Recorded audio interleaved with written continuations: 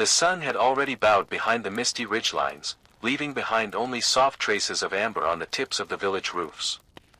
In the distance, crows were making their final calls before vanishing into the trees. A hush settled over the estate, as if the entire world had taken a long, measured breath. Inside the samurai manor, light returned not from the sky, but from the slow bloom of lanterns. One by one, they were lit, delicate paper globes glowing with quiet purpose. The light was soft, flickering like memory. And it was his duty to light them.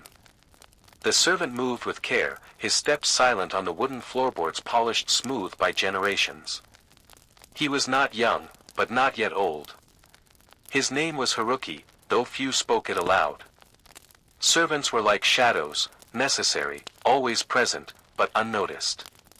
And he did not mind. This was his world. The long hallways that smelled of cedar and ink, the tatami mats that whispered under his feet, the gentle clink of porcelain when setting tea. At this hour, just after twilight, he felt most at peace. The house began to breathe slower, the clamor of day falling away. He knelt by each lantern, striking flint, coaxing tiny sparks into flames. Each one lit was a gesture of respect. Not just for the light it gave, but for the ancestors who once walked these halls. The samurai master had taught him that. Even the act of lighting a lantern was a form of gratitude. In the garden, stone lanterns waited patiently, half covered in moss. The soft crunch of gravel beneath Haruki's sandals echoed in the night as he stepped outside.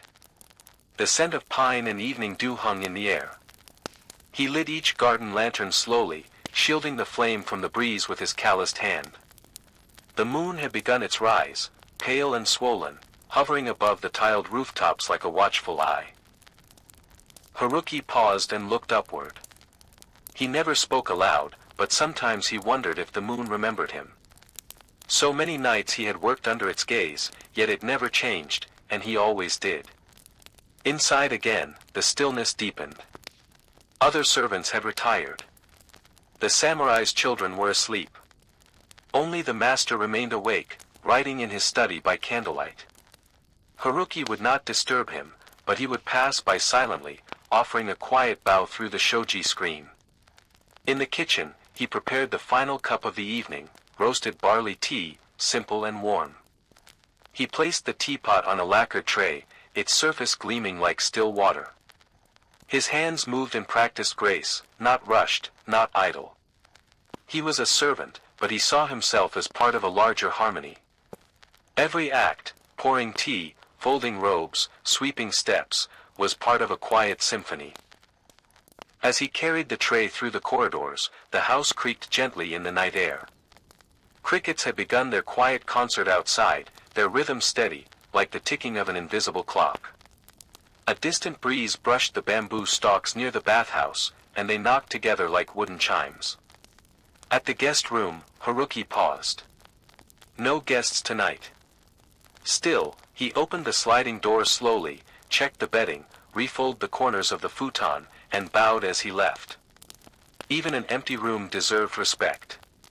He returned the tray to the master's study, bowed again, and turned back toward the servant quarters. The floor felt cool beneath his soles. His robes, thin and worn from years of washing, fluttered slightly as he walked. He moved like the wind in the reeds, quiet, unseen, but always present. In the tiny room that he called his own, a small oil lamp flickered.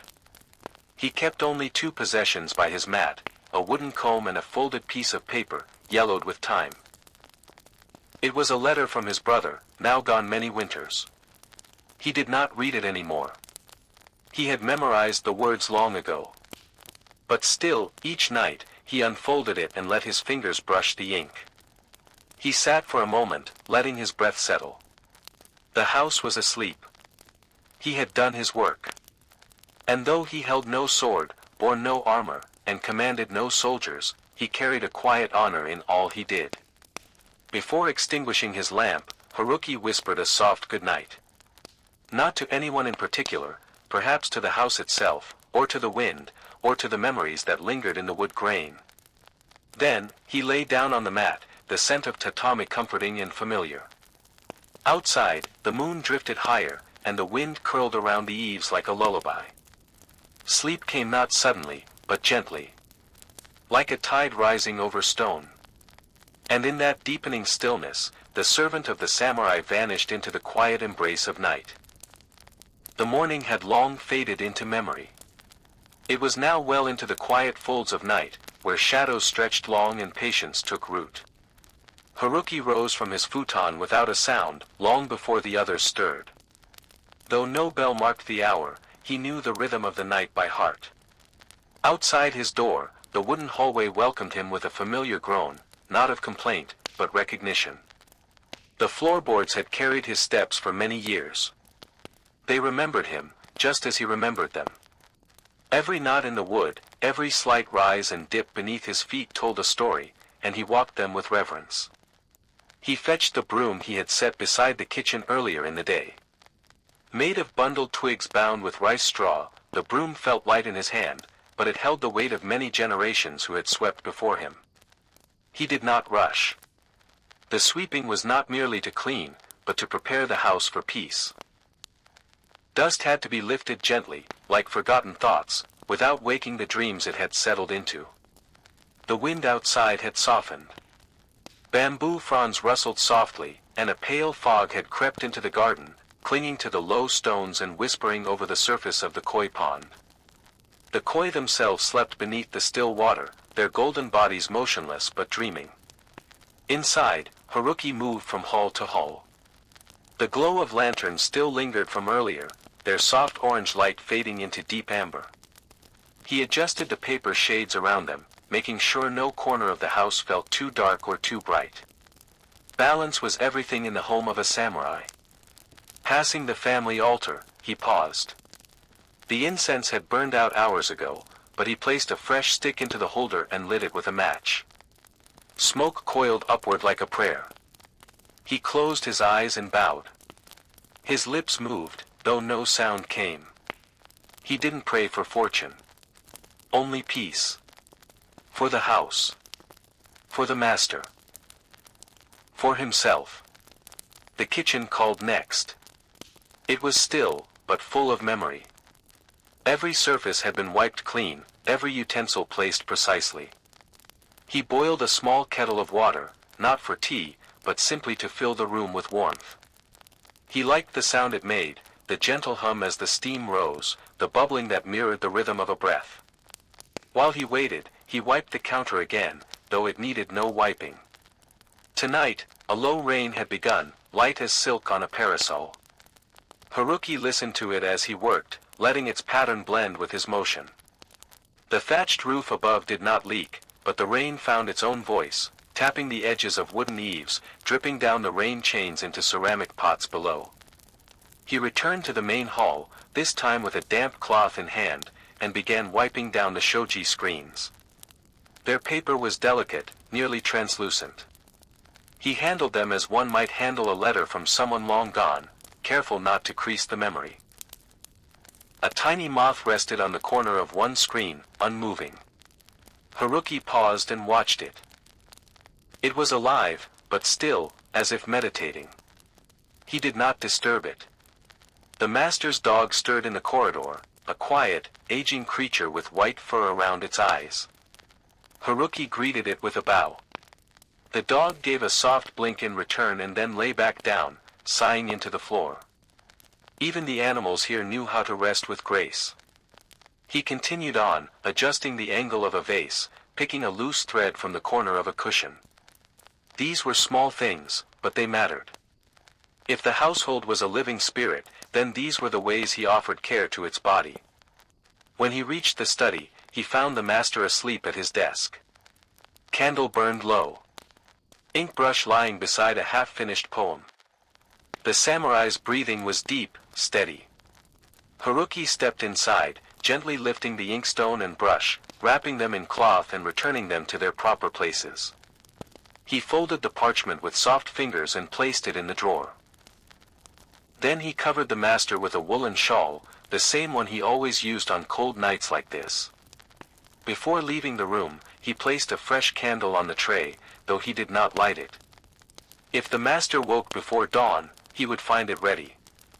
The final task of the evening was to walk the perimeter of the house. Haruki slipped on his wooden geta sandals and stepped into the outer corridor. The garden was hushed, the rain now barely a whisper. A single frog croaked from the moss near the stone basin, and somewhere in the dark, a heron called once and then was silent. He checked each door, each latch, each gate. All was in order. He touched the wooden gate at the edge of the estate, bowing once. It had stood for over 100 years and would likely stand 100 more. He turned back, his lantern casting long shadows behind him. As he returned to his room, the world behind his eyes began to soften. The house was calm. The night had settled. The rain had become lullaby. He sat down on his mat once more, lifting the comb and running it once through his hair, a slow and meditative stroke. Then he folded the letter again, placed it beside his pillow, and extinguished the lamp. Outside, the wind circled the house like a guardian. Inside, the floor creaked one last time, not from footsteps, but in contentment. And Haruki, the quiet servant, closed his eyes beneath the ancient roof, vanishing once more into the stillness of sleep. There was a way the fabric folded when done properly. Not in haste, not in careless clumps, but in precise creases, soft and even, as though the cloth itself was listening.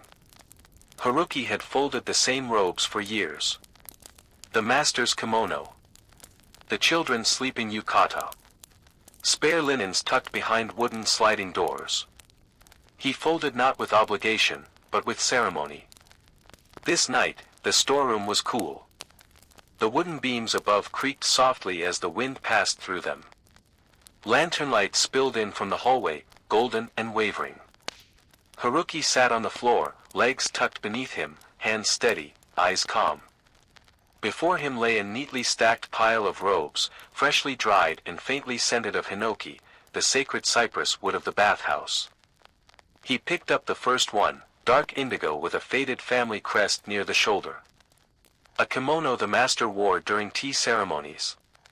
Haruki smoothed its edges, folding left over right, then once more, then in half. He pressed the fold gently, as though sealing a secret within the cloth. The silence of the night was total, yet never empty. It was filled with breath, the house breathing, the trees breathing, even his own quiet exhalations folding into the silence like origami cranes in the dark. He placed the folded robe into the chest and reached for the next. This one was simpler, cream-colored, worn thin at the sleeves. The samurai's sleeping robe. It bore the faintest ink stain on one cuff, from nights spent writing. Haruki remembered the evening clearly, a night of heavy snow, when the master had penned letters by lamplight long after the others had gone to bed. He had spilled a drop of ink, then looked at Haruki and smiled, amused at his own mistake. The robe had never been scrubbed clean. Haruki had left the mark as it was, not as a blemish, but as a story. With each robe folded, Haruki slowed. The rhythm of cloth, the careful creases, the soft rustle. They were like a lullaby in motion. Time became syrupy, thick and sweet. Outside, the rain had stopped, but water still dripped from the eaves, soft and steady like a monk's chant. When the folding was finished, he paused. The chest now held perfect order, layers of cloth nestled like leaves. He closed the lid gently, tying the woven string over the handle with a small knot. The act gave him quiet satisfaction, as though the world had been tidied one fold at a time. In the hallway, his lantern waited. He picked it up, the handle warm where his hand had held it earlier. The flame inside danced lazily, casting ripples of light across the walls. He passed by the sleeping quarters, peeking in briefly. The children were bundled tightly in their blankets, faces turned toward the wall, breathing softly. He smiled, just barely. At the bathhouse, steam still lingered. Earlier, the master had taken his evening soak. Haruki had scrubbed the wooden tub, refreshed the water with heated spring poured from iron kettles. Even now, the scent of pine and orange peel drifted in the air. He stepped inside, barefoot, walking along the slick, dark floorboards. The coals had cooled in the furnace, but the warmth remained. He dipped a small wooden ladle into the basin and poured water over his hands, rinsing away the last of the cloth dust from his work. He wiped his palms on a linen towel, then hung it neatly on the wall hook, the same way he did every night. For a moment, he sat on the step outside the bathhouse. The garden beyond shimmered with dew. A small bell, hung from the edge of the roof, chimed once in the breeze, a high, soft tone like glass kissing water. From here, he could see the entire length of the back courtyard. The stone path glistened faintly under the moonlight. The moss garden was lush and dark, little patches of silver where moonbeams broke through the cloud cover. Crickets chirped again, not in chorus, but in single, spaced-out notes. Like the beat of a lone drum calling from the woods. He thought about his father for a moment.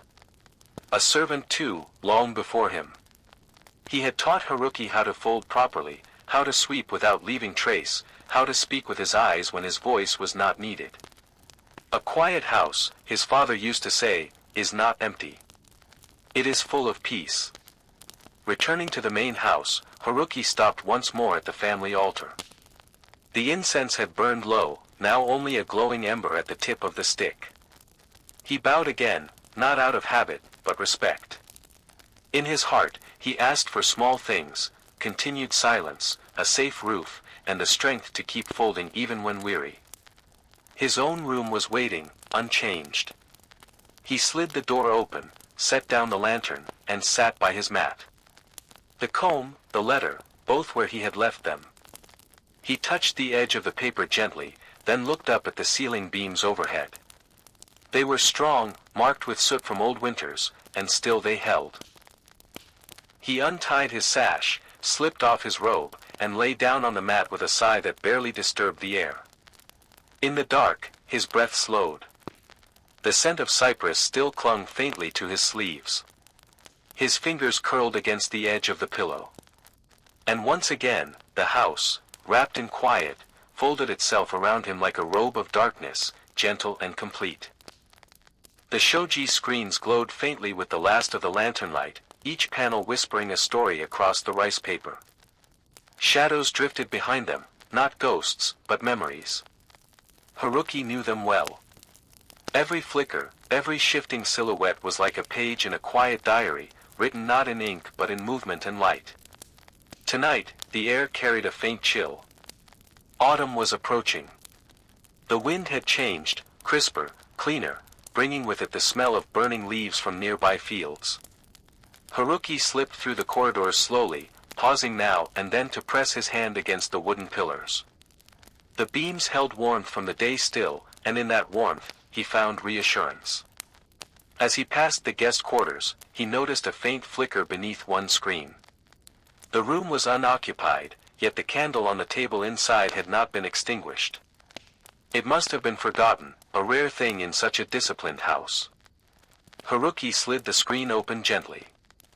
The room was immaculate. A futon folded. Tatami brushed. A calligraphy scroll hung in the alcove, painted with a poem about the harvest moon. But the candle had burned low, its wax pooling onto the tray below. Haruki approached and quietly pinched the flame out with a copper snuffer. The scent of burnt wick lingered, sharp but not unpleasant.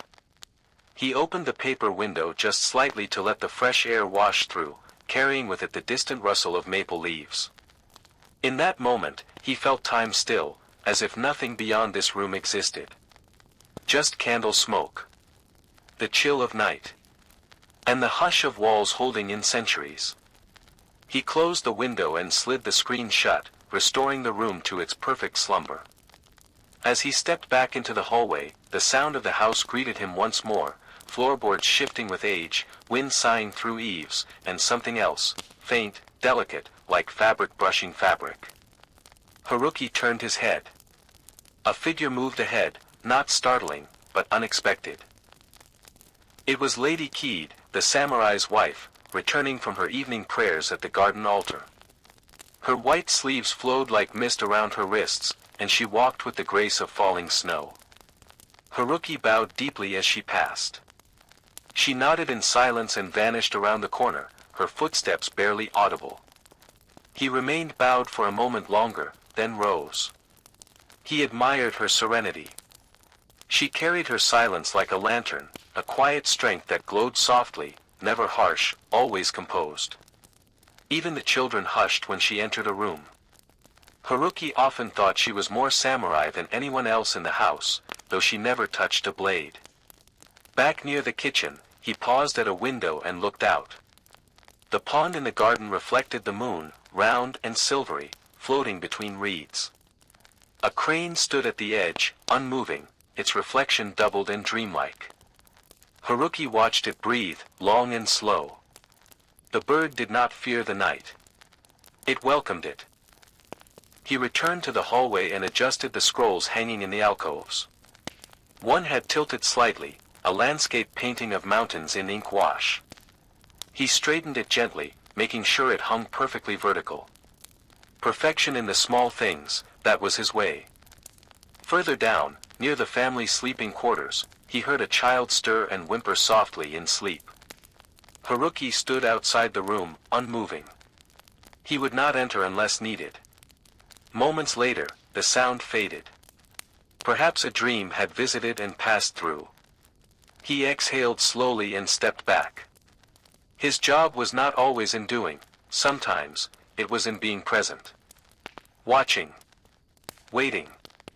Offering calm to the corners of the house where no one looked, but which still needed care. At the edge of the estate, by the north veranda, he found the moonlit floor slick with condensation. The night air had turned colder still. Haruki fetched a cloth and wiped the surface, his hand moving in circular motions like a monk polishing a prayer stone. The chill crept into his bones, but he welcomed it. Cold reminded him that time moved forward, seasons turned, and no night lasted forever. Inside again, he passed by his own door, but did not yet return to his room. Instead, he walked once more toward the main sitting room. There, on the low wooden table, sat a half-finished needlework cloth, left by one of the younger servants who had gone to bed early. He picked it up, examined the threads, and noticed one loose strand. He did not stitch it. That was not his task. But he gently rolled the cloth and placed it in the servant's basket. No correction, no scolding. Only quiet care. The candle in that room had begun to lean, its wax forming a long teardrop. Haruki replaced it, trimmed the wick, and lit a new flame. Then he sat for a moment on the floor, letting the warmth touch his face. He allowed himself a sigh. It was rare, almost indulgent, but tonight, it came from a place of quiet fulfillment. The house was peaceful. Every flicker, every footstep, every shift in the shoji had been accounted for. There was no more to do. He rose, walked back to his room, and slid the door open. The lamp was waiting. His mat looked exactly as he'd left it. The letter, unfolded tonight just once, still lay beside the comb. He lay down slowly, the weight of the night pressing gently on his limbs. Before closing his eyes, he looked once more at the ceiling. A spider moved delicately along a beam, pausing, then disappearing into shadow. Haruki smiled faintly. Even the smallest lives had places to go. He blew out the lamp. And the house, wrapped once again in stillness, seemed to breathe with him, as both servant and estate fell gently into sleep. The hour was late, past the tolling of the temple bell, past the drifting of clouds across the half-covered moon. And still, Haruki moved softly through the quiet of the manor, preparing for the morning that had not yet arrived.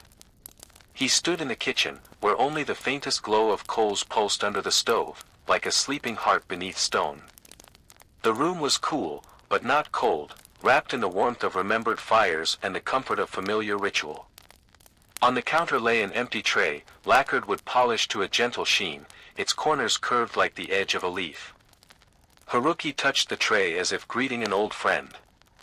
He began to place items with slow precision, a porcelain teacup, white with a single painted chrysanthemum at its base, a folded napkin, square and cream-colored, pressed with clean creases, a dish for pickled radish slices, and finally, a small bowl for rice, rimmed in indigo blue. Each placement was deliberate, as though the tray were a stage and these pieces its silent actors, not performing, but simply being, just as the morning would eventually be. Though the master would not eat until sunrise, Haruki prepared it now. The ingredients were ready, the motions second nature. In a few hours, he would rise again to cook the rice, brew the tea, warm the miso. But this, the arrangement, this was the quiet before the act. He paused and listened. The rain from earlier had returned. Light, rhythmic, tapping the wooden slats of the roof and the empty washbasin just outside the kitchen window. The sound was calming, like a slow drumbeat marking the passage of a peaceful night. Haruki took a breath and reached for the next bowl, a smaller one, for the master's wife. She favored slightly sweetened rice, sometimes with a pinch of toasted sesame on top. He would add that in the morning. For now, he set the bowl beside the first. He stood back to observe the tray. Nothing needed changing. And yet, he made a small adjustment, nudging the teacup just half an inch to the right. Perfect symmetry. Not because it was required, but because it brought balance to his heart. From a nearby cupboard, he took out a soft cloth and wiped the surface of the counter. Then he wiped it again. Not because it was dusty, but because the act itself was soothing, circular strokes, quiet motion, the cloth barely whispering against the wood. Near the corner of the room, a small lamp flickered. Haruki adjusted the wick, giving it new breath. The flame responded, rising a little taller, casting longer shadows across the shelves where pickled plums and jars of miso paste sat undisturbed. A quiet moment passed. He sat for a while on the woven mat near the stove. In his hands, he held a cup of water, not tea, just water, and watched the way the light danced across its surface. There were nights, he remembered, long ago, when he would sit here with his brother and speak in low voices about the world beyond the village. About cities with gates taller than trees, and ships with sails like clouds. That was before the wars, before the quiet settled into his bones. Now, there were no more grand stories. Only the simple ones, the turning of seasons, the ripening of persimmons, the creak of floorboards beneath soft sandals. But somehow, those stories lasted longer. Haruki drank the water, then set the cup aside. He stood, slow and careful, and stretched his back slightly. The ache was familiar. It told him he had done a full day's work. He walked the tray to the service table near the dining room, covering it with a soft cloth. It would be ready when the time came, waiting like the dawn just below the horizon. Before leaving the kitchen, he stopped beside the window and slid it open an inch. The rain-scented air drifted in, mingling with the faint aroma of rice and wood smoke. He let it wash over him, a blessing from the night. Back in the corridor, he noticed a draft. A shoji screen near the back hallway had slipped from its track. He walked over, adjusted it with gentle hands, and pressed it into place. The frame clicked softly, like a lock turning in sleep. The house was whole again. He returned to his room. The lantern burned low, its oil nearly gone. Haruki removed his robe and folded it at the foot of his mat. He sat, just for a moment, holding his comb. He did not run it through his hair this time, only held it, remembering his mother's hands from childhood, how they used to smooth his hair before bed. Then he looked at the letter. Tonight, he did not unfold it. He only touched its edge, as though to reassure it, or perhaps himself, that it was still there. That some words, though not spoken aloud, still remained. He lay down. The room was dark now, but the kitchen glowed faintly down the hall, where the morning waited behind cloth-covered trays. Rain fell outside, steady as breath. And sleep, patient and silent, returned once more, folding around the samurai's servant like a second robe. In the softness of pre-dawn stillness, the house held its breath. It was not yet morning, not truly. The moon lingered low behind clouds, and the eastern sky only hinted at a future glow. But Haruki had already risen. He always did. There was something sacred in being awake when the world was not. In the hush before birdsong. In the stillness before tea. He stepped into his sandals and slid open the rear door of the house. The garden greeted him with quiet familiarity. Cool air kissed his skin. The stepping stones beneath his feet were slick with dew, their surfaces reflecting pinpricks of moonlight like ancient mirrors. Tonight, the earth smelled of wet leaves and soil. The rain had passed, leaving the moss soft and glistening, and the air so clear it felt like breath could travel farther. Haruki inhaled slowly. This was not just a garden. It was a temple of silence. He took the path that wound beside the koi pond, his lantern casting a warm halo on the stones ahead. The koi stirred lazily beneath the water's surface, their graceful shadows moving like thoughts half-formed, dreams not yet forgotten. One golden fish rose briefly, then drifted back into the quiet deep.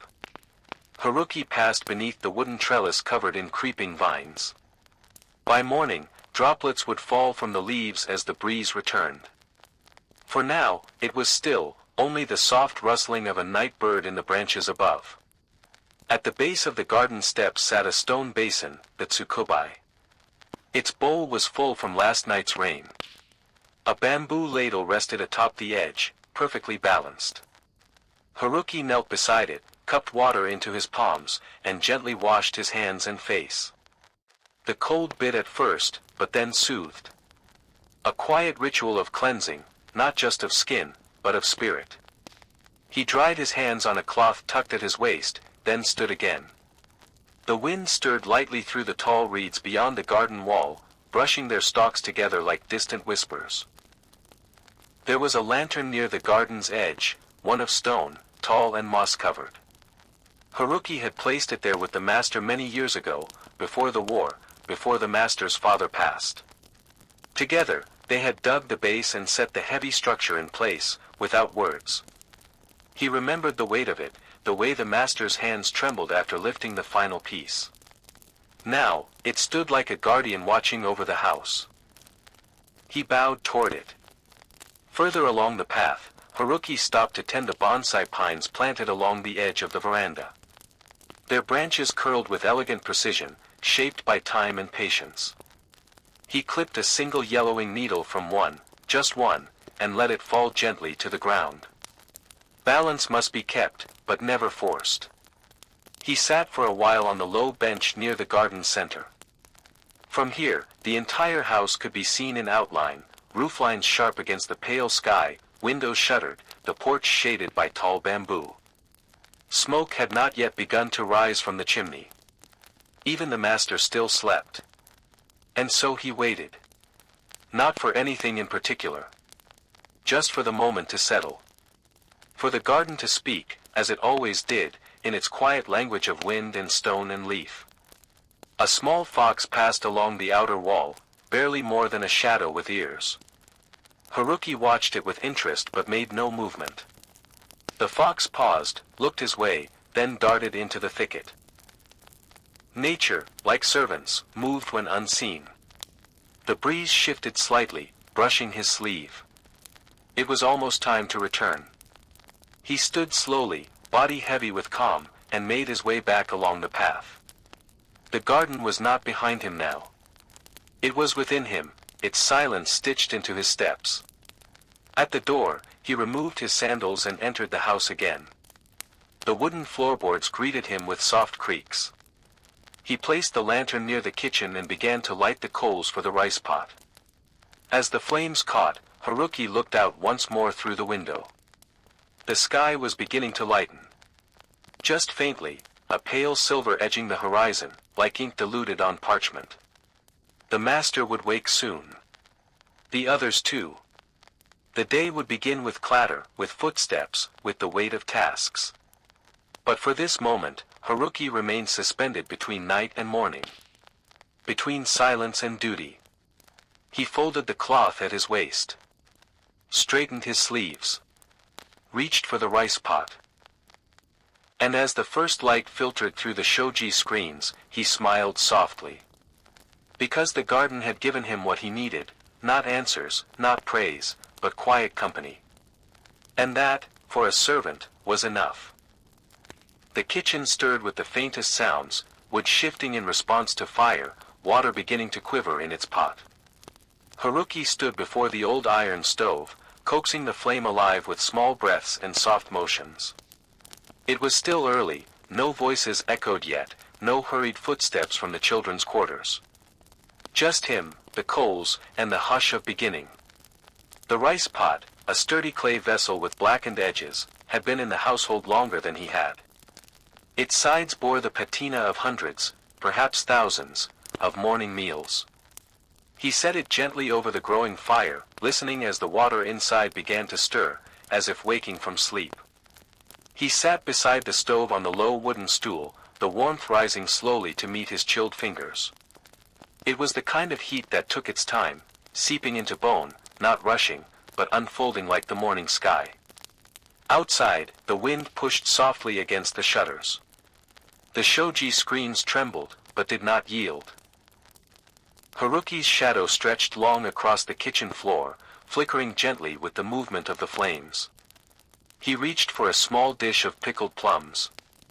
Their skin wrinkled like old fingers, their color deep crimson. A single plum would go atop each bowl of rice. Not for taste alone, but for memory. The master's father had insisted on them every morning, to remind the tongue it still remembers bitterness, he had said. Haruki placed 2 plums on a lacquered tray and covered them with a cloth. He checked the tea leaves next, roasted barley, loose and warm-smelling. He pinched them between his fingers, feeling their dryness. Just right, the steam began to rise from the rice pot in slow, winding tendrils. He removed the lid for a brief moment and stirred, watching the grains swirl like snow in a mountain stream. The scent of cooking rice filled the room, earthy, comforting, pure. He stood and opened the small wooden vent above the stove, letting the steam slip into the rafters. The beams above had darkened over the years with smoke, their wood seasoned by decades of breakfasts like this. They did not sag. They held. Just as he did. A noise. Soft, but present. The creak of a door behind him. He turned slightly and saw the master, standing in the hallway. His robe was loosely tied, his hair still uncombed, but his posture was upright as ever. Haruki bowed deeply. Too early for an old man, the master said quietly, voice hoarse with sleep but softened by familiarity. Haruki smiled, not lifting his gaze. Breakfast will be ready soon, my lord. The samurai walked past him and sat by the low kitchen table, not as master, but as someone seeking warmth. He placed his hands near the fire and sighed. They sat like that for a while, neither speaking. The stove crackled. The rice thickened. The world continued turning outside. Haruki poured warm water into a teapot, then placed it carefully on a tray. He added a tiny bowl of pickles, a folded napkin, and a pair of chopsticks carved from cherry wood. The same tray he had set aside the night before, now coming to life. The master watched him, his eyes following the motion of Haruki's hands. You never sleep long, he said. Haruki replied gently, sleep is not always measured by hours, my lord. Some rest comes in silence. The master nodded, not as command but as understanding. Haruki set the tray before him, bowing once more. The master lifted the lid from the rice bowl and inhaled deeply, the steam fogging the edge of his spectacles. Perfect, he murmured. Haruki stepped back and stood silently. A moment passed. Then, unexpectedly, the master looked up. Join me. Haruki hesitated. That was not his place. But the master gestured again. A single bowl. That's all. So Haruki poured a second serving of rice. No plum. Just plain. He sat on the edge of the mat, legs folded beneath him, hands steady. They ate slowly. The only sound was the soft clink of chopsticks on bowls and the distant wind brushing against the garden trees. Two men, one with a sword, the other with a broom, sitting beneath the same wooden ceiling, breathing the same steam. When the meal was done, Haruki bowed deeply once more and stood. "I'll prepare the bath," he said. The master only nodded. Haruki returned the bowls to the basin and poured warm water over them, wiping each one carefully with a soft cloth. His movements were slower now, not from weariness, but from reverence. The act of serving had become the act of living. He stepped outside briefly to retrieve water for the bath, and as he looked toward the east, he saw it. The first ray of sunlight piercing the edge of the sky, delicate, like the touch of a brush on rice paper. Dawn had arrived. And the fire beneath the rice pot, now fading, had lit the way. The floorboards creaked softly beneath Haruki's sandals as he made his way to the secluded bathhouse, nestled behind the main residence. The garden path, still damp from the night's dew, sparkled faintly in the morning light. Tiny stones crunched underfoot, and the scent of cedar and moss drifted through the cool air. The bathhouse stood quietly, built of aged cypress with a gently sloped roof and a single lantern hanging beside its door. The light inside was dim, tinted golden from the morning sun filtering through thin wooden slats.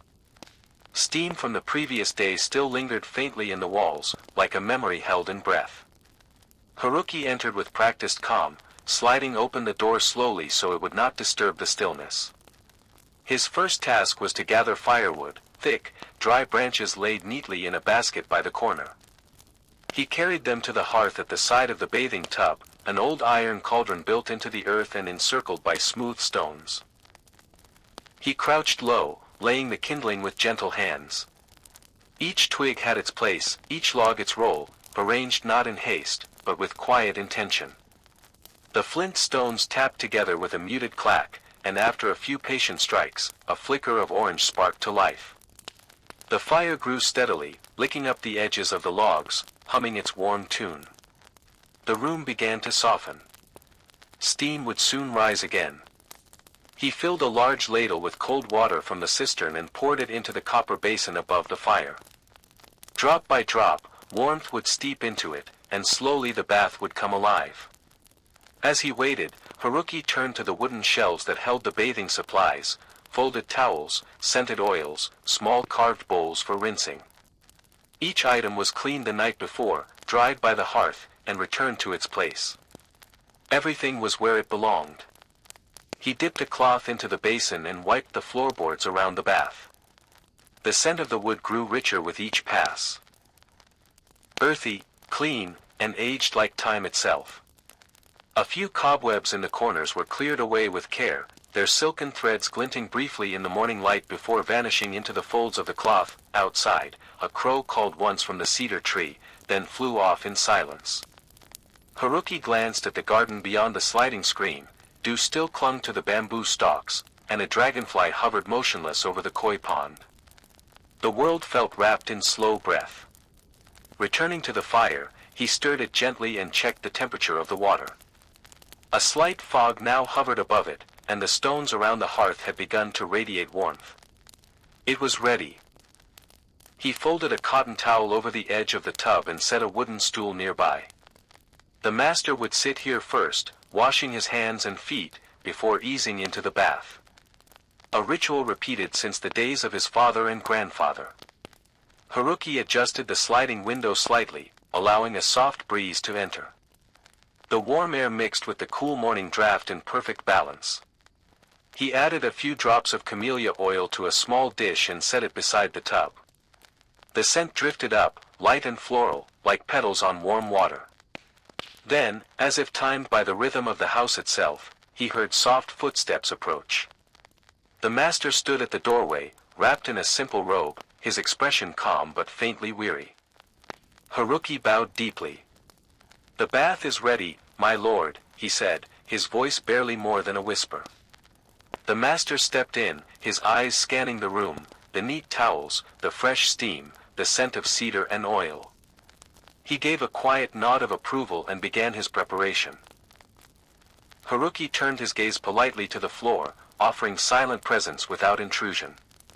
The master knelt by the stool and dipped his hands into the basin. The water trickled softly as he cleansed himself, the sound like rainfall on old leaves. Then, with slow grace, he entered the bath. The water embraced him like memory, warm, patient, and without judgment. Haruki sat outside the doorway, the screen half closed behind him. He did not watch, but listened, to the soft slosh of water, to the long exhales of peace, to the flicker of the fire fading now into ash. A light breeze passed through the trees, stirring the chimes above the door. They sang gently, a melody of wood and wind, and time itself seemed to slow. After a while, the master's voice drifted through the screen. "You have kept the old ways alive," he said softly. "Even when the world forgets." Haruki bowed his head, even though the master could not see it. "I only walk where others have walked before me, my lord." The silence that followed was not empty, it was full of understanding. When the master stepped out, Haruki handed him the towel with both hands, then took the empty basin and gently poured out the water beside the bamboo drain. The last bit of steam rose and curled away into the morning air. He cleaned the tub with soft, circular motions, rinsed the ladles, and placed the firewood basket back in its corner. Every task, no matter how small, was part of something larger, a ritual of care, of continuity, of devotion. By the time Haruki closed the door to the bathhouse, the sun had risen fully behind the trees. Light poured gently through the garden, illuminating the path back to the main house. He walked slowly, hands folded in front of him, the scent of camellia still lingering on his sleeves. Behind him, the bathhouse settled again into quiet. It would wait for the next morning, just as faithfully. The soft crackle of drying silk filled the air as Haruki stepped into the laundry room behind the kitchen. Morning light filtered through the rice paper windows, glowing faintly on the woven baskets and bamboo racks that lined the walls. The scent of sun-dried cloth, warm water, and sandalwood lingered like an old memory. A quiet breeze rustled the sleeves of the robes swaying on their lines. The master's garments had been washed at first light, silk undershirts, inner robes, and his formal outer kimono. They hung perfectly still now, save for the occasional flutter, as if bowing gently to the morning. Haruki stood before them in silence, his fingers resting lightly on the edge of a robe's hem. The texture of the silk was soft, whisper-like, and he handled it with the same reverence he offered to the master himself. He took a deep breath. Folding was not a task. It was a form of devotion, a quiet offering made each day without fanfare. A servant's hands were not merely for labor, but for the art of care. He began with the inner robe, white, simple, still carrying a faint warmth from the sun. Laying it flat across the folding table, he smoothed each crease with open palms, moving slowly from shoulder to sleeve, sleeve to hem.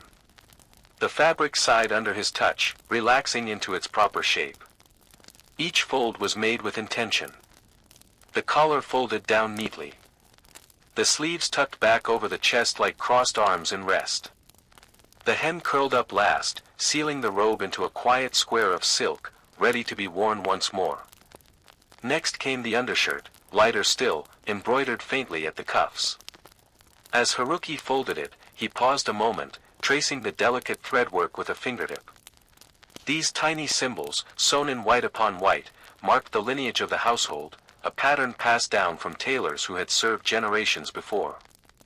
As he folded, a gentle clatter sounded behind him.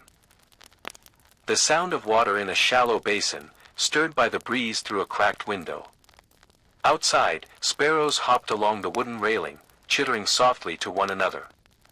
Haruki worked to the rhythm of their song, his motions unhurried, his breath steady. Now came the formal robe, the master's outer layer, worn during evening visits or ceremonies. Midnight blue, with a crest embroidered across the back in silver thread. Haruki's fingers hovered just above it before touching. The cloth held a stillness to it, not heavy, but full. As if it remembered the silences of tea rooms, the weight of duty, the sound of feet across polished wood. He lifted it slowly, letting the sleeves fall with grace. With both arms, he laid it gently across the table. The cloth made no sound, it simply settled, as though it belonged to the air itself. Haruki adjusted the collar and began the fold, watching the way light caught on the embroidery. For a moment, it gleamed like starlight on water. Then it disappeared, folded away like a secret. Once all 3 garments were folded, Haruki wrapped each in a thin cotton cloth, not just to protect them, but to offer them sanctuary. They were more than garments. They were part of the master's presence. He placed them one atop the other in a lacquered wooden box. The box was simple, dark, polished, well cared for. It bore no locks, for there was no need. Trust and tradition were its seals. As Haruki closed the lid, he paused to listen. The laundry room was quiet again, save for the creaking of bamboo in the wind and the distant clang of a ladle against a kettle in the kitchen. He carried the box carefully, holding it with both hands as he made his way down the corridor. The hallway smelled of incense and wood smoke, and the floor was freshly swept. His footsteps were soft, nearly invisible. He reached the master's room and knelt before the door, resting the box on a mat beside him. He tapped gently once, a small knock, not loud enough to disturb, but clear enough to announce. From inside came a calm voice. "Enter." Haruki slid open the door and bowed deeply, his head nearly touching the floor. "I have brought your robes, my lord," he said softly. The master nodded, seated beside a low table with a scroll in hand. "You may place them by the stand." Haruki did so carefully, then bowed again before retreating. But as he began to slide the door closed behind him, the master spoke once more. "You have folded them well. I can always tell." Haruki paused. A small smile touched his lips, though he kept his head bowed. "It is my honor, my lord." He closed the door gently, leaving behind the quiet sound of pages turning and incense burning. Returning to the laundry room, Haruki washed his hands in a basin of cool water. The cloths he had used were rinsed, wrung out carefully, and hung to dry. His hands smelled of cedar and fabric now, the clean, crisp scent of responsibility. The folding table was wiped clean, the windows adjusted to let in more air, and the room fell again into peaceful stillness. Haruki stood for a moment in the doorway, looking at the robes still drying on the line, others belonging to lower-ranking retainers and guests. They too would be folded, soon enough. But for now, he allowed himself a breath, long, quiet, and full of calm. The house, the master, the robes, the wind, everything was in its place. Everything was as it should be. The hallway that led from the servants' quarters to the main house was long and narrow, with polished wooden floors that shimmered faintly under the low light. Along the corridor, paper lanterns hung from hooks spaced evenly on the walls, each casting a gentle pool of warmth in the dimness. These lanterns did not flicker with flame but glowed softly from within, their wax candles protected by silk-wrapped shades the color of old parchment. Haruki walked slowly, carrying a small oil can in one hand and a soft cloth in the other. It was time to clean, check, and relight the lanterns, one of his quietest evening duties, but also one of his favorites. He reached the first lantern and stopped. He always began here, at the one nearest the garden door. He lifted the silk shade gently, revealing the glass bowl inside. A small wick floated atop a finger's width of oil, nearly burned through. The scent of it, smoky, herbal, lingered like the trace of a fading memory. With practiced hands, Haruki removed the wick, emptied the old oil, and wiped the bowl clean with his cloth. Then, he filled it again with fresh sesame oil, fragrant and golden. He placed a new wick and lit it with a thin, glowing taper taken from the small iron lamp on his belt. The flame caught easily, burning low and steady. He adjusted the wick just so, until the glow was neither too dim nor too bright, perfect for nighttime walking, soft on the eyes, kind to the quiet. Replacing the silk shade, Haruki stepped back and admired the effect.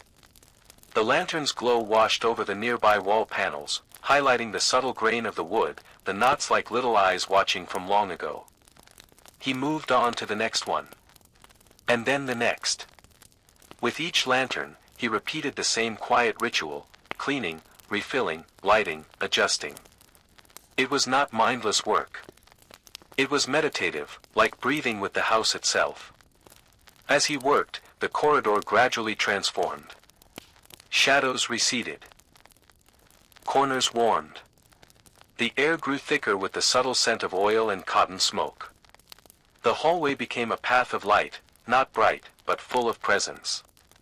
Haruki paused midway down and knelt for a moment, resting his tools on a folded cloth at his side.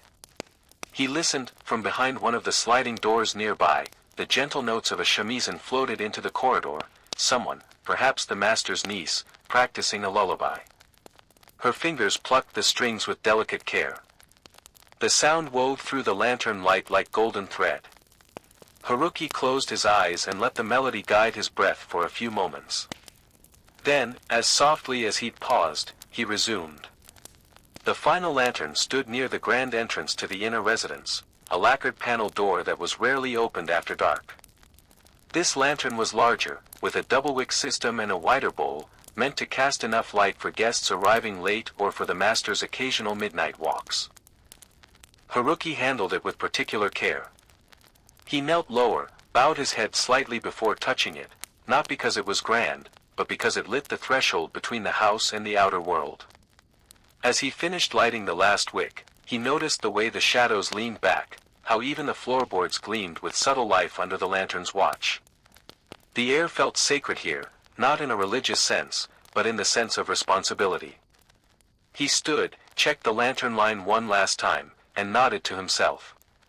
The corridor was alive now, a tunnel of gold and wood and silence, stretching like a slow river through the sleeping house. Haruki turned back toward the servant wing. His work was done, but he walked slowly, as though savoring each step. Each lantern flickered in turn as he passed, as if bowing goodnight. The inner laundry room was small and quiet, tucked behind a sliding door that barely made a sound when opened. The wood creaked gently beneath Haruki's feet as he stepped inside, the scent of sun-dried cloth and cedar storage chests greeting him like a familiar friend. Stacks of folded garments rested neatly along the low wooden shelves, some belonging to the younger retainers, some to visiting guests. But tonight, Haruki's task was specific: fold and store the master's robes from the day, each one with care and precision. He knelt beside a wide bamboo basket, inside which lay the day's layers, the master's linen underrobe, the indigo-patterned kimono he wore for court, and the heavier outer robe embroidered with the crest of the clan. Each carried traces of movement, a faint line where a sleeve had been folded back, the soft bend of fabric at the collar where the master's neck had rested, the scent of sandalwood from his incense. Haruki began with the underrobe. Its fabric was thin and almost translucent in places, worn from years of wear but cared for with great attention. He shook it out gently to loosen the wrinkles, then smoothed it with his palms on the clean folding mat. Every crease followed tradition, sleeve over sleeve, hem over collar, right over left. It was more than folding, it was ritual, a language without words. Each motion was quiet but full of intention. When he moved to the kimono, he took a moment to admire the craftsmanship. Tiny patterns of waves had been dyed into the fabric using the old shibori method, small, hand-tied knots creating intricate textures. The sleeve still held a faint shape, as though remembering the master's slow movements through the hall earlier in the day. Haruki folded this robe more carefully, aligning each edge to preserve its structure. He ran his hand over the crest stitched on the back, a stylized crane in flight, and then placed it aside. Finally came the outer robe. He lifted it with both hands, surprised again by its weight. The thick silk had absorbed the cool air of evening, making it feel even heavier. He shook it once, then laid it across the mat. The embroidery shimmered under the nearby lantern light, a forest scene stitched in silver thread, trees reaching across the back of the robe like ancient guardians. Haruki paused for a breath, letting his fingers trace the needlework lightly, as if brushing across the bark of real trees. When he folded it, he did so slowly. The sleeves were tucked under like resting wings. The collar folded in like a nod. And when it was done, he pressed both palms flat against the final fold and bowed his head. He placed each garment into a cedarwood chest, layering them with rice paper to absorb moisture and keep them fresh. A small sachet of crushed plum blossom and green tea leaves went in last, the master's preferred scent, subtle and crisp. With the chest sealed, Haruki wiped the mat clean and refolded his cloth. The room felt still again, quiet in the way only a well-tended space can be. The garments were at rest, and soon, so too would be the man who wore them. As Haruki slid the door shut and turned away, he felt the calm settle over him like one of the robes he had just folded. A peace born not from grand acts, but from gentle duty fulfilled in the silence of night. The tea house at the edge of the estate was not grand like the main hall, nor as old as the shrine room. It was modest, a square room framed in bamboo, with a low roof that let the sound of the wind whisper through the eaves. At night, the tea house was used by the watchman, samurai tasked with guarding the household through the darkness. Haruki approached with a tray balanced in both hands. Upon it sat 3 small clay teacups, still warm from the hearth, and a stoneware teapot that smelled faintly of roasted barley. The trail to the tea house was lit by 2 lanterns, their golden light flickering across the gravel path like quiet stars fallen to earth. Inside, the guards sat on straw mats, wrapped in their coats, leaning slightly toward the center where a small hibachi glowed with coals. They were older men, mostly quiet, their faces lined from years of service. They nodded in greeting as Haruki entered. He bowed wordlessly and knelt to set down the tray. The tea was simple. Mujica, made from roasted barley, slightly bitter and naturally cooling. Though it wasn't meant to induce sleep, it calmed the body and eased the breath. A fitting drink for those who would not sleep but must remain steady. Haruki poured the tea slowly, each stream curling steam into the air. The sound was soft, a gentle gurgle, the whisper of clay on clay. He handed each cup with both hands, his eyes lowered respectfully. The men received them with murmured thanks. None spoke at first. In this room, silence was a companion rather than an absence. Haruki poured the last cup for himself and sat back on his heels, holding it between his palms. The warmth spread through his fingers, soothing the stiffness of the long evening. One of the guards cleared his throat and spoke, his voice like gravel rolled smooth by rain. "Long night tonight," he said, eyes on the coals. Another nodded. "The wind's carrying strange scents. Someone burning pine up the hill." Haruki listened, but said nothing. He took a small sip. The tea was smoky and earthy, grounding him in the present moment.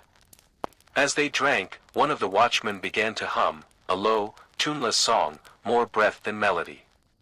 Haruki recognized it. A lullaby for children, sung without words.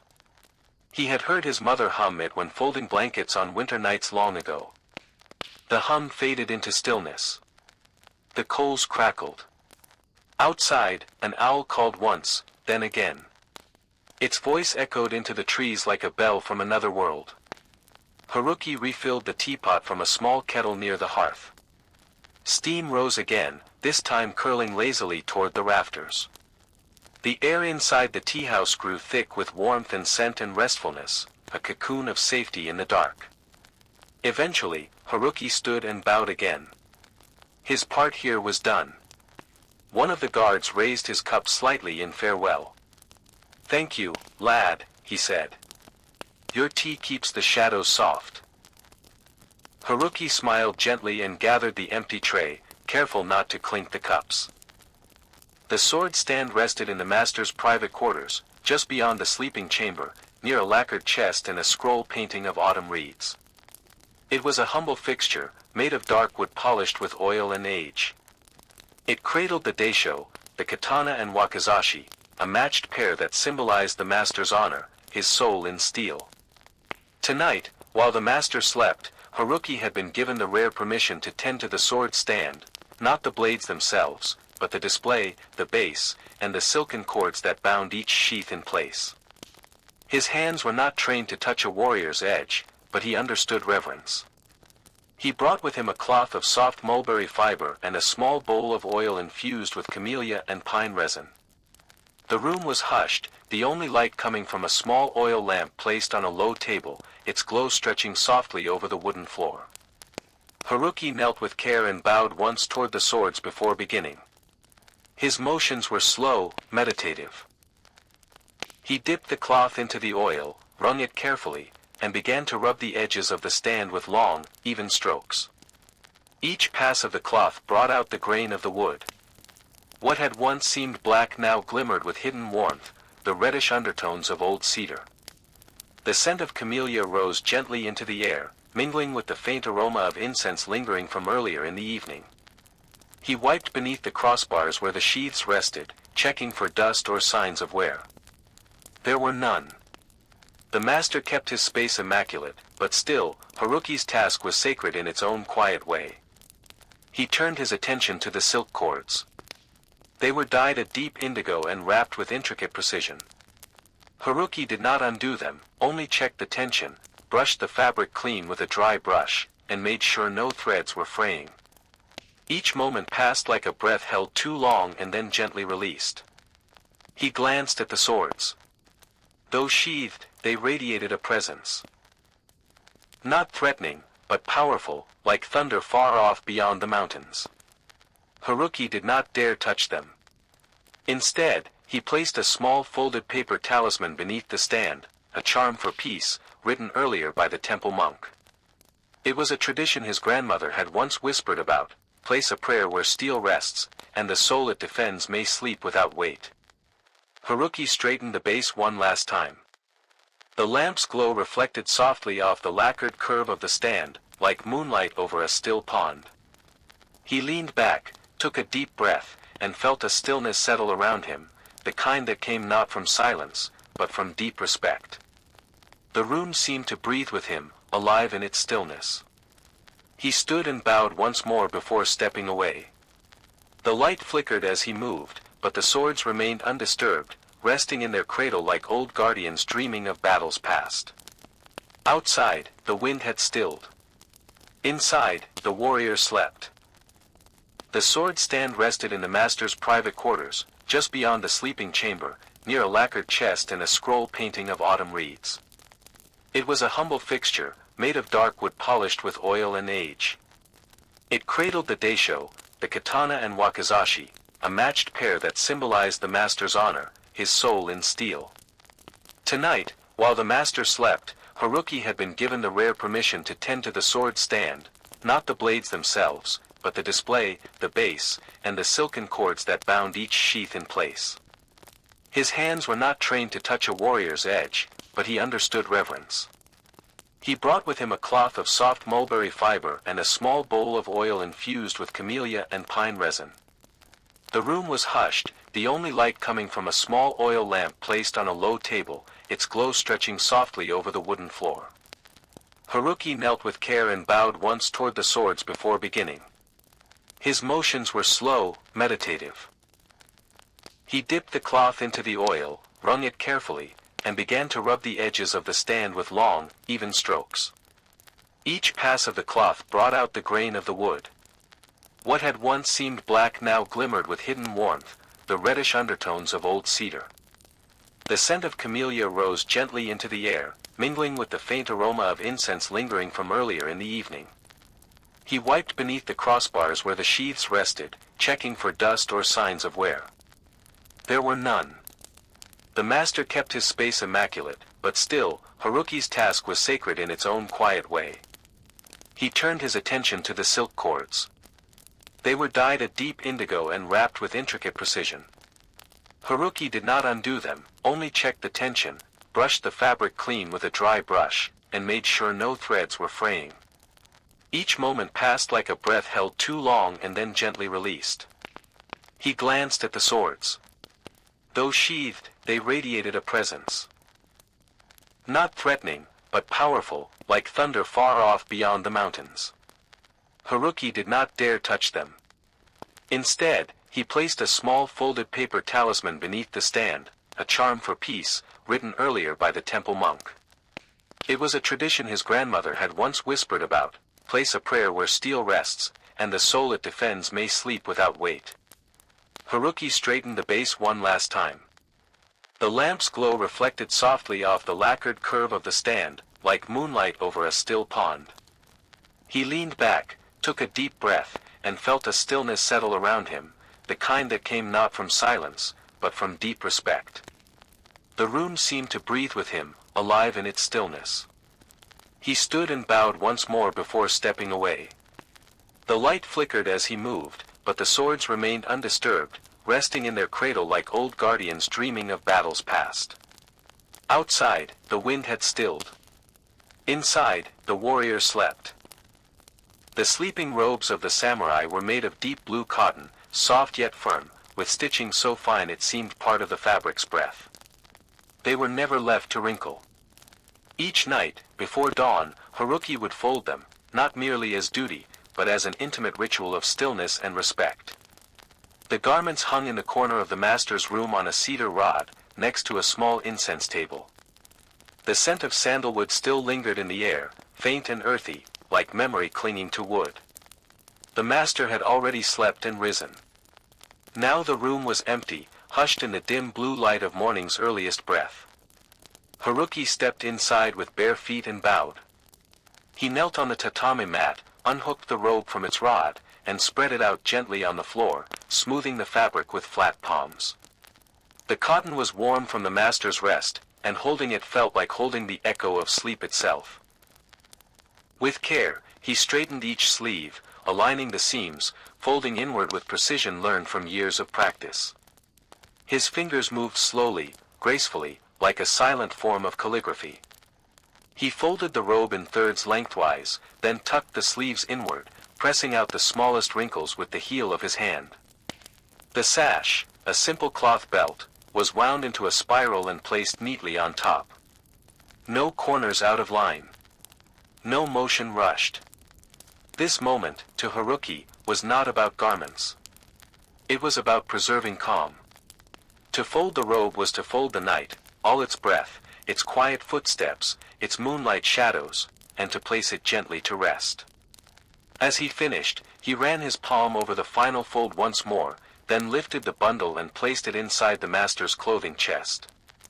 It fit perfectly, nestled beside the morning kimono, which had already been laid out earlier for dressing. Haruki remained kneeling for a few moments longer, looking at the small, tidy space. Everything in its place. Everything sleeping. Then he stood, adjusted his own worn robe, and looked toward the window. Outside, the first birds had begun to chirp softly, like tiny flutes in the distant forest. A thin veil of mist curled over the garden stones, silver and pale. The master would be rising soon. Haruki stepped back, bowed toward the space, and slid the shoji door shut with a whisper. In the hallway, light was just beginning to gather. And behind him, the night folded itself quietly away. When the chores were done, and the floors swept clean, and every lantern had been extinguished for the coming dawn, Haruki would take a moment for himself, just a few quiet minutes, to sit beneath the eaves and listen to the wind. This, too, was part of the night. He chose the side veranda, where the garden curved outward like an unfolding fan, and where the wooden floorboards were smooth from years of passage. He sat with his legs folded beneath him, spine straight, hands resting on his knees, and simply breathed.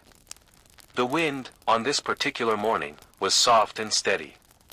It wound through the tall pines like a song hummed behind a closed door. It rustled the paper panels of the house with a gentle hand. It slipped through the reeds by the koi pond, making them dance without sound. Haruki had grown to know the different voices of the wind. There was the cold, sharp whisper of winter that spoke like a distant warrior returning home. There was the warm breeze of spring, perfumed with plum blossoms and the scent of soil waking from slumber. But this wind, this early morning wind in the hour between darkness and light, was neither. It was the wind of transition. The hush between what was and what would be. As he sat, Haruki closed his eyes and listened deeper. The wind wrapped around the house, flowed through the garden gates, and pressed gently against his face. It made the bamboo stalks click softly together like wooden chimes. It sighed along the edge of the tiled roof, and seemed to settle, for a moment, in the hollow of his chest. It was not lonely. It was not loud. It was simply present, like he was. A memory floated up then, unbidden. He was a child again, running barefoot through tall grass, the wind rushing past his ears like the laughter of invisible friends. His mother had called out from the porch, her voice lifted by the breeze, and he had turned, smiling, arms outstretched to catch the sky. Now, as a man, those moments returned in silence, but never in sorrow. The wind reminded him that everything moved. Even sorrow. Even time. A moth fluttered past, its wings catching the first hint of morning light. The bamboo creaked. A leaf drifted down and landed near his foot. Haruki exhaled, long and slow, and opened his eyes. The sky was changing now, indigo fading to soft ash, then to the faint blush of rose. He could hear the gentle stirrings of the house beginning to wake, a clink of pottery, the rattle of a pot lid, someone's footsteps in the kitchen. His moment with the wind had passed. But he carried it with him. He rose from the veranda and dusted his robe. And as he walked down the corridor to begin the new day's work, the wind followed him, quiet, unseen, but always near. The sun had not yet risen above the tiled rooftops when Haruki stepped quietly into the side kitchen, where morning shadows still lingered like folds in an old kimono. The walls were warm with the scent of damp wood and the faintest trace of roasted tea leaves, as if time itself had seeped into the grain of the house. Here, in the hush before voices returned, Haruki prepared the first bowl of tea. It was not yet time for the master's breakfast. This tea, this first bowl, was for Haruki himself. A small offering, a ritual not in the scrolls or the house codes, but one passed from the old servant who trained him. A quiet pause before the day began. He opened the tea box and breathed in. The powdered matcha was dark green, earthy, with a scent both bitter and clean. He took a small bamboo scoop and placed the fine powder into the waiting ceramic bowl, worn at the rim from years of use. Then he fetched water from the hearth kettle, where it had simmered gently through the night. The whisk, his own, slightly frayed at the tips, moved in practiced, gentle strokes. Not too fast, not too slow. Just enough to create a soft foam at the top. It was not ceremony. It was care. When the tea was ready, he lifted the bowl in both hands, bowed his head slightly, and drank. It was warm and slightly bitter, with a sweetness that lingered at the back of his tongue. The taste settled in his chest like a weightless stone, anchoring, steadying. Outside, he could hear a crow calling from the pine tree. A servant in the rear hall began to sweep. The house was waking. But for a few moments longer, the tea held the night in its warmth.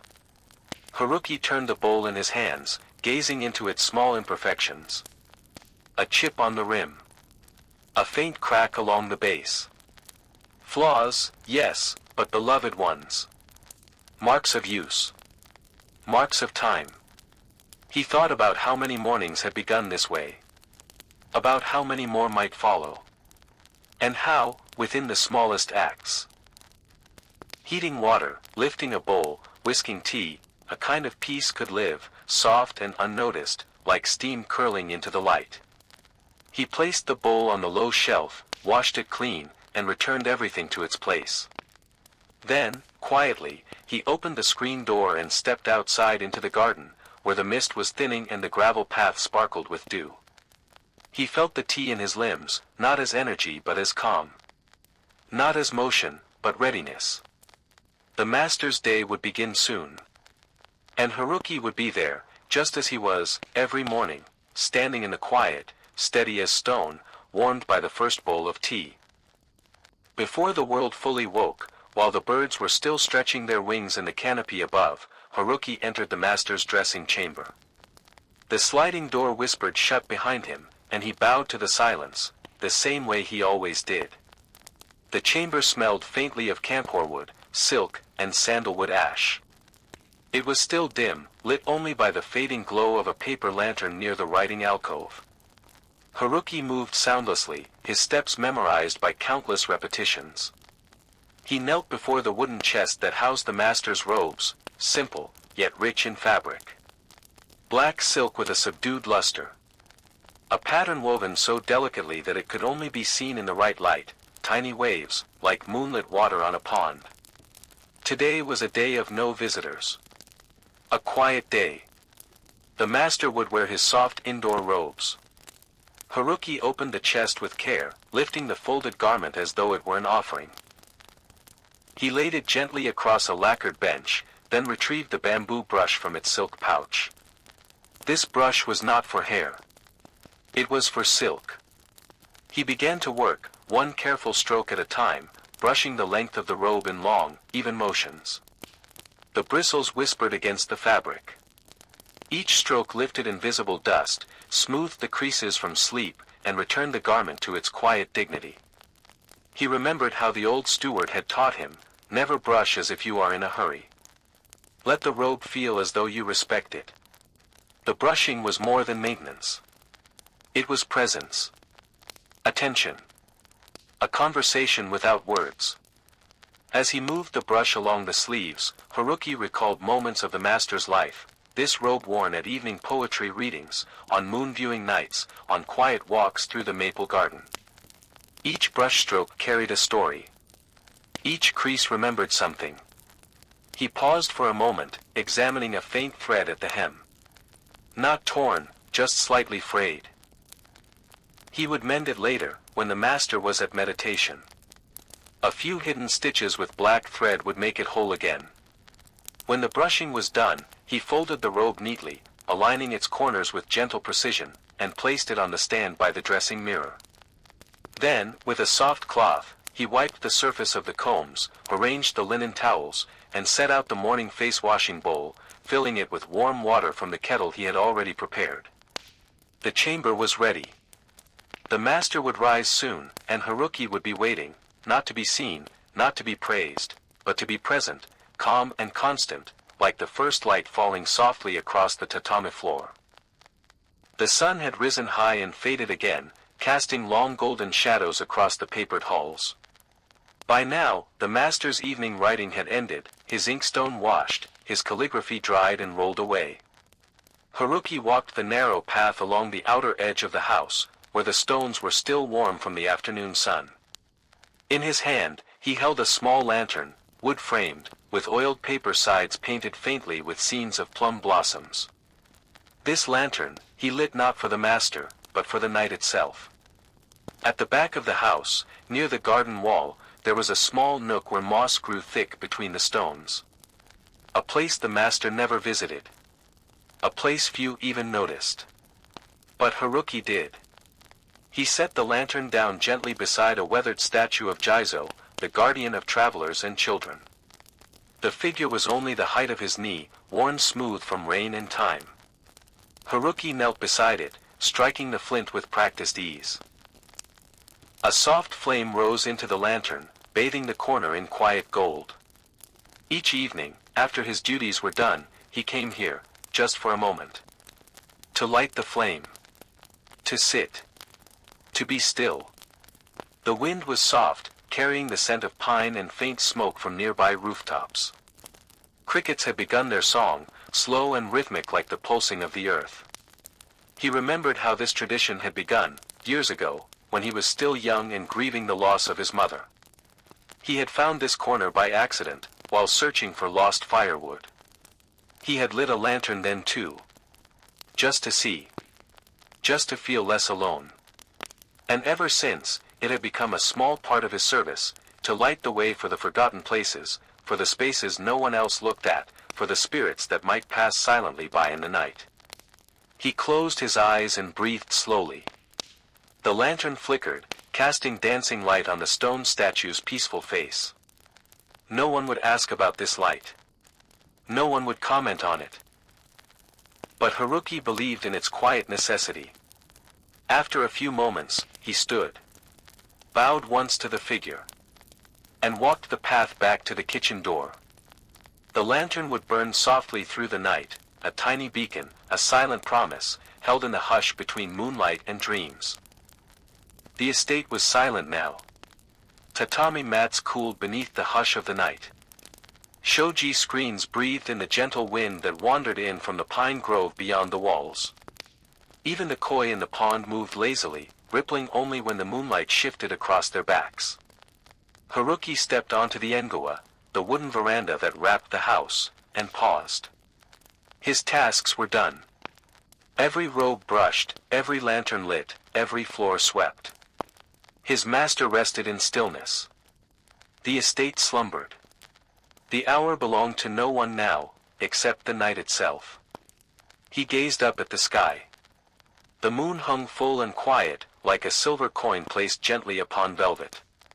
It had watched over him for many years, as a boy in the servants' quarters, as an apprentice, as the quiet shadow behind a nobleman's every step. And now it watched him here, alone on the veranda, breathing slowly in the soft embrace of midnight. Haruki sat cross-legged, his back straight but relaxed.